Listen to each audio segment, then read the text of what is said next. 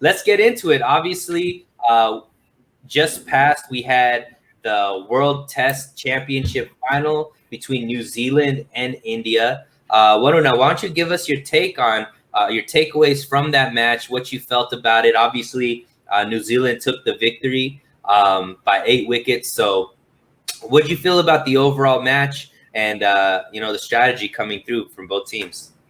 Yes, so first of all, congratulations to New Zealand. I mean, a team that winning without too many star players.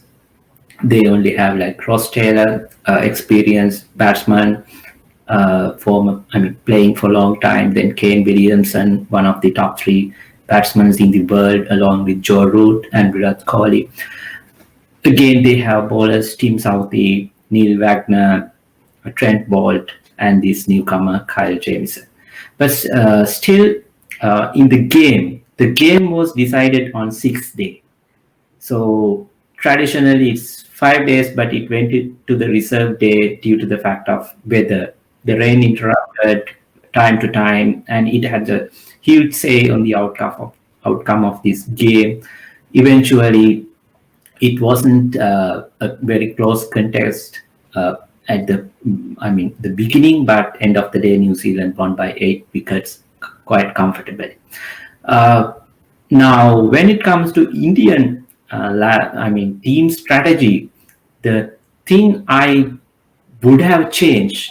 You talked about Ravindra Jadeja. He's a super cricketer. I mean, he has the modern day cricketer arrogance into him because he is a super fielder, good batsman, and as a bowler, if you forget about his batting, forget about his fielding, Ravindra Jadeja can be number 1 spinner in any other international team. I mean, if, let's say for some reason he's switched countries, he would straight away walk into any other international team as a number 1 leading spinner. He's that talented. But the problem is India played 5 bowlers. I mean, they toyed with this for a long time. Even the series that they won in Australia, the 4-match test series, they won it 2-1. That series also they played 5 bowlers. But here, I don't think they should have played 5 bowlers because they have Ishant Sharma, who has improved a lot since what we know Ishant Sharma a few years ago. Then they have Bumrah. Bumrah is a number 1 fast bowler in the world. Right. All the formats combined, Bumrah is a great asset that you have. Then you have Mohammad Shami. Shami is a guy who again has that ability plus very high confidence. Then of course you have Ashwin. Ashwin is underrated because most of the media and cricket analysts talk about Nathan Lyon being the number 1 spinner in the world. But I do not agree. Ravichandran Ashwin is the number 1 spinner in the world. I mean, if not for India, he would have played in all 3 formats. All 3 formats for any other international team. Ashwin cannot find a place in one-day international or T20 team in India. I mean, that speaks for itself how much talent India has. They have so much variety. They can play Yuzvendra Chahal, Krunal Pandya, the younger brother of Hardik Pandya, in T20 and one-day format. So there is a lot of variety. But Ashwin can control one end and he can take wickets. So if they play 4 bowlers, 3 fast bowlers, 1 spinner, they could have played an extra batsman. Most probably Hanuma Vihari, he was in the squad. He could have played. The thing is, chasers were Pujara. Pujara could not get any big scores because as the number 3 batsman, Pujara previously had a very good stint with, I can't remember which count he played, but he had a very good time with England, playing in the England county cricket. So he had the experience. The other guy is Ajinkya Rahane, the vice captain. Mm-hmm. He played well in the first innings, but second innings, I did not like the shot he played. It's a short-term jab straight to mid-wicket. So the ploy was set up, bowler bowling from left armer, bowling from over the wicket to Rahane. He took the bait. So these players could have stepped up a little bit more, but I'm not going to blame it on batsmen because the highest individual score of the game was 54, scored by Devin Conway. So if India had that extra batsman, they could have dragged the game a bit more, maybe pushed it to a draw, or I mean, think when you think about it, none of the teams scored 250 runs in any innings. So if India gave a target to New Zealand like 200 plus, maybe 220, India could have had a chance, maybe defending the game. I mean, going for a draw, or with the Ashwin and Jadeja coming into the play, make a difference. So that's where I think India got it tactically wrong playing Jadeja, not because he's a bad player, but given the game situation, they should have just kept Jadeja back and play the extra batsman because I don't see a need for India to play 5 bowlers because all these 4 bowlers, all these fast bowlers, they are really good, well talented.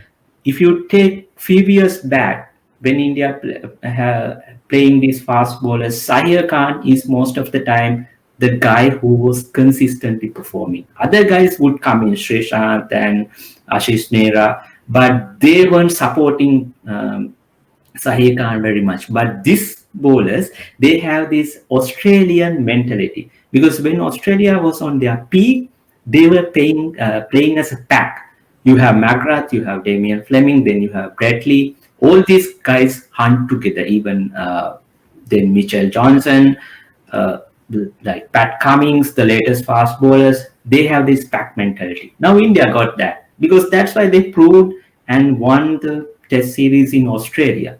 That's a huge victory. Right. Never an Asian side has won a Test series in Australia. Sri Lanka have never won even a Test match in Australia.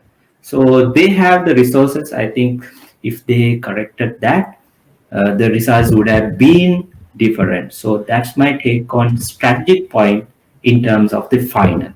Raghav believes that India should have brought a true swing bowler, and that may have played dividends. I understand where you're coming. And unfortunately, obviously, hindsight is 2020. However, I feel like I know you said I don't want to put it on the batters, but in my estimation, I just feel like when you have the type of talent that India has with the bat, the reason why they bring that extra, all rounder in Jadeja is because you expect those top 4 or 5 batsmen to be able to carry the team. You don't feel like it should go to where the 6th batsman, 7th batsman are needed to really gain a victory. And you feel like with that combination of having the type of bowlers, like you said, with a guy like Bumrah, who played decent but didn't get as many wickets as he probably should have or is expected to for India to win. Ashwin had a very good series, getting multiple wickets. But I really feel like India brings in those type of bowlers because they feel like if they get the right type of score through their batsmen, that their bowlers then become even more difficult to be able to contend with when you're shooting for a high score, right? And India just didn't put up the score that they needed to.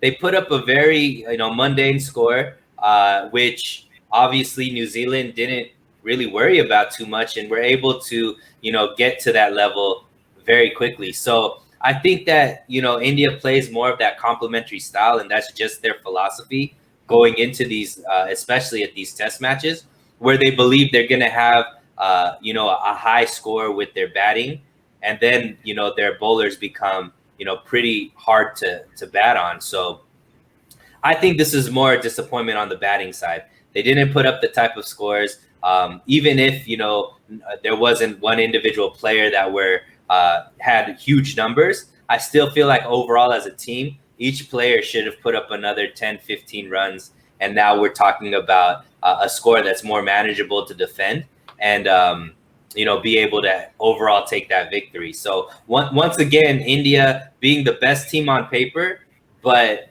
falling short of actually getting the victory, which kind of is kind of is the running theme right now with this India team. You know, going in as the favorites, but coming out without being champions. But that's my kind of take. I don't know if you disagree with that or not, but I just feel like they needed to put up a bigger score, and then their bowlers become, you know, even harder to manage against.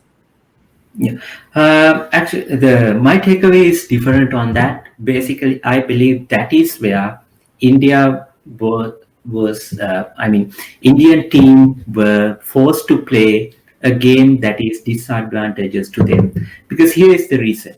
Now, this prior to this uh, uh, championship match, New Zealand were in England. They played two test matches against England. So basically, they didn't play any practice matches.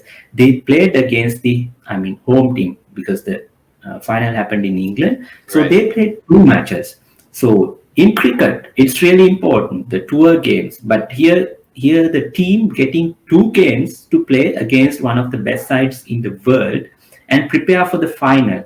And there is one interesting fact. Now, in the final, I said that Devin Conway, he is the guy who scored 54 crucial runs in the New Zealand first innings. Devin Conway played the final game that was just his third test match. Where did that two test matches came from? The matches he played against England. He Wow. was the highest scorer. He scored a brilliant double century as a debutant. So if you put him as a debutant to the final match, it would have been different. The pressure factor comes in. But he was already had two matches, get used to the situation, conditions, and come the final time, he scored valuable 54 runs. Second innings, again, another 19 runs. So that 73 runs really mattered. It made a difference in the game. So that's why I think to begin with, India was playing with a very disadvantaged situation. Other thing is now this game, now we discuss about India should have played another swing bowler. What is the New Zealand strength? Their strength is swing bowling. Trent, Trent Bolt, Tim Southey, Neil Wagner. Neil Wagner is not a typical fast bowler who doesn't have that much of speed, who can break through, break your batting lineup and take wickets. But if there's a swing, because all the days it rained, and especially even in the late July in English conditions, for New Zealand bowlers, it's like playing at their home. So ICC should have considered these facts. When you play important game like finals, at least it should have been early August or mid-August in English summer. That is where the time that pitches, especially if we played the final like ground in Surrey Oval, that has some assistance to the spinners as well. You had the bounce because Jadeja, if you saw, he could not get that much turn or anything. But Right. if you played like that kind of a surface, that would have leveled the playing field. So it was like India always on the back foot, not just because of their problem, the way ICC planned and everything. The India and England Test series coming after championship final. Now, ICC, International Cricket Council, is notoriously famous to make good events, the big events, into a smaller ones. They have done that previously. If they planned properly, they could have get Ireland. Okay, Ireland play one match against New Zealand while England plays India. Then they switch. India plays Ireland, then New Zealand plays England. So both teams will have not practice matches, actual test matches getting into the final, and Ireland getting much needed test match exposure as right. So if we planned that way and got the final in proper timing, even if you remember the last World Cup, 2019, the earlier matches were washed out even in July because of Right. the weather. So the late August was the proper time to have this advantage pitches get drier. So then you have fast bowlers have something, spinners have something, batsmen can play true shots, because there is no point of having a final match that no team cannot score 250 runs. That's where I don't blame Indian batsmen from the very beginning, due to maybe it is due to the scheduling of the international games and such, but ICC should have done better, and especially choose a location if it is the World Test Championship final, because every time players, the administration talk about test match, is that is the pinnacle of cricket. They say that is the most important format.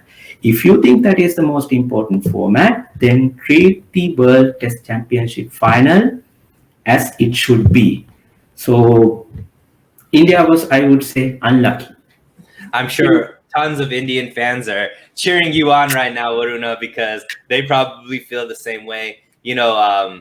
Obviously, New Zealand ended up winning. You got to play the game that's in front of you. So tip of the hat to them.